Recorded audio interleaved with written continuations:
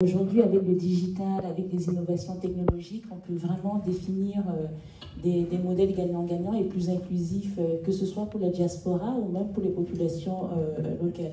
Donc moi, j'ai fait partie de ces néo-diaspora parce que depuis 3 ans que j'ai créé Jara, je me suis plutôt réinstallée côté Afrique. Donc nous avons des bureaux à Bordeaux, mais aussi à Douala et à Abidjan. Aujourd'hui, on couvre 10 pays d'Afrique francophone et l'idée, en fait, c'était vraiment d'utiliser la blockchain pour démocratiser l'accès au marché financier. Donc, qu'est-ce qu'on a fait? Nous sommes allés prendre des agréments, bien évidemment, auprès des régulateurs d'abord de la zone CEMAC, qui nous permettent de nous positionner sur les obligations d'État, donc des dettes que les États lèvent pour financer les constructions d'hôpitaux, de ponts et d'autres projets plutôt bénéfiques pour la société, et de les tokeniser. C'est un terme un peu barbare, mais qui veut juste dire qu'on numérise finalement ces actifs-là sur un registre de transactions qui les rend beaucoup plus liquides, beaucoup plus accessibles, beaucoup plus sûrs, diminuer les frais de transaction et accélérer la transparence. Donc aujourd'hui, tout le monde, des vendeuses de tomates, des bayam salam, des conducteurs de mototaxi au Cameroun, au Gabon, au Tchad, et même en Côte d'Ivoire, au Sénégal, peuvent se positionner sur les obligations d'État, du Tchad, du Congo, du Gabon, à partir de 1000 francs CFA.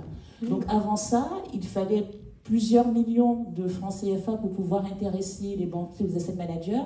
Aujourd'hui, en fait, nous expliquons à ces vendeuses de tomates qu'à partir de 1000 francs, qui sont sécurisées par la Banque centrale, puisque les obligations monétaires sont sécurisées par les banques, garanties par les banques centrales.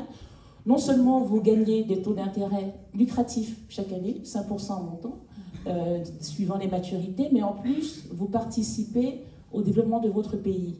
Et aujourd'hui, grâce à un agrément qu'on a aussi obtenu auprès de l'AMF, nous comptons déployer la solution aussi auprès des diasporas en Europe, en commençant par la France, en commençant par Paris, la capitale de la diaspora africaine.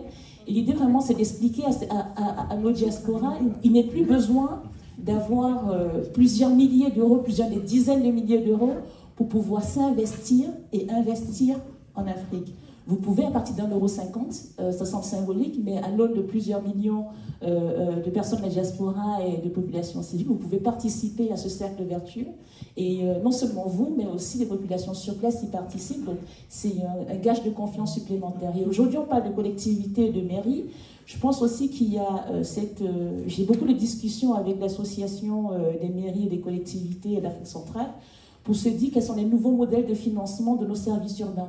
Est-ce qu'on ne pourrait pas imaginer la ville de Douala ou de Yaoundé structurer un projet avec peut-être différentes garanties de différentes organisations internationales pour le rendre plus appétant pour les investisseurs privés et